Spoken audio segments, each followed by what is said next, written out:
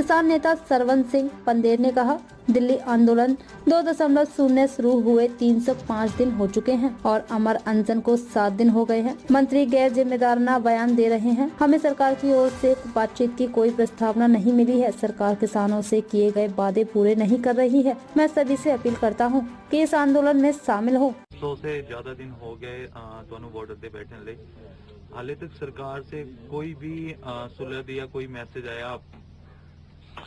हाँ, देखिए, जो किसान मजदूर मोर्चा और एसकेएम नॉन पॉलिटिकल का जो आंदोलन दिल्ली आंदोलन 2 के नाम से मशहूर हुआ है, उनको 305 दिन आज हो गए और खनौरी बॉर्डर पर अमर अनशन लगभग 17वें दिन में दाखिल हो गया है। जहां तक सरकार का न्योते का सवाल, अभी तक सरकार के मंत्री जो मुझे लगता भी एक विदाउट संजीदगी, जो संजीदगी नहीं है उनके बयानों में, गैर संजीदा बयानबाजी कर रहे हैं। तो कोई भी इस तरह का प्रस्ताव अभी है नहीं कि सरकार अभी वार्ता के लिए तैयार हो रही है हमारे साथ। और जो भारत सरकार के मंत्री हैं, राज्य मंत्री हैं, वो अकेला एमएसपी लीगल गारंटी कानून के ऊपर डिबेट को रख रहे हैं और वो राज्यों का विषय बता रहे हैं, जबकि उन मांगों में किसान और खेती और मजदूर के लिए कर्ज माफी भी है। फिर आप कॉर्पोरेट का 14,57,000 करोड़ का कर्ज माफ करते, अभी 24 में भी माफ किया उनका कर्ज। तो फिर जो किसान और खेत मजदूर कर्ज के कारण खुदकुशी कर रहे हैं, उनका कर्ज क्यों नहीं माफ होता? उनमें जो भारत सरकार ने पिछले आंदोलन में वादा किया था, अभी हम बिजली का जो प्राइवेटाइजेशन का बिल है वो नहीं लेके आएंगे, अभी उन्होंने बना लिया है, कई राज्यों में लागू कर रहे हैं, वो बात भी है।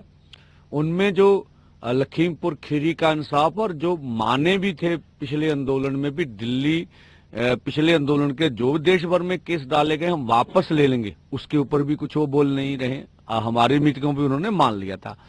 और खेती को पॉल्यूशन एक्ट से बाहर निकाला जाएगा, ये भी हमारी मीटिंगों में भी ये बात मान ली थी। उनके ऊपर भी उनका स्पष्टता कोई भी नहीं है। खेतिहर मजदूर या कोई भी मजदूरी करना रोजगार का विषय है। नरेगा मनरेगा इनमें हम कहते 100 दिन का रोजगार देते, 200 दिन का रोजगार दो। तो ये केंद्र का विषय है कि राज्य का सैनी साहब बताएं। वो मांग भी है, आरक्षी दिहाड़ी की मांग कर रहे हैं हम लोग। और आदिवासियों की संविधान की 5वीं अनुसूची, जो उनके जंगल जमीन छीनी जा रही है, उनको लागू करने का हम मांग कर रहे हैं।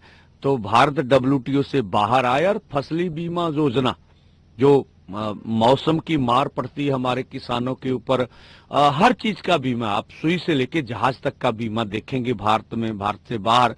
लेकिन जो इतना बड़ा हमारा किसानों का सेक्टर, उसके लिए कोई बीमा नहीं। जो प्राइवेटाइजेशन बीमा कर रहे हैं तो वो कंपनियां कमा के लेके जा रही है, मतलब सरकार अपने दम पर बीमा करे ना। एक तो ये मुद्दा भी है।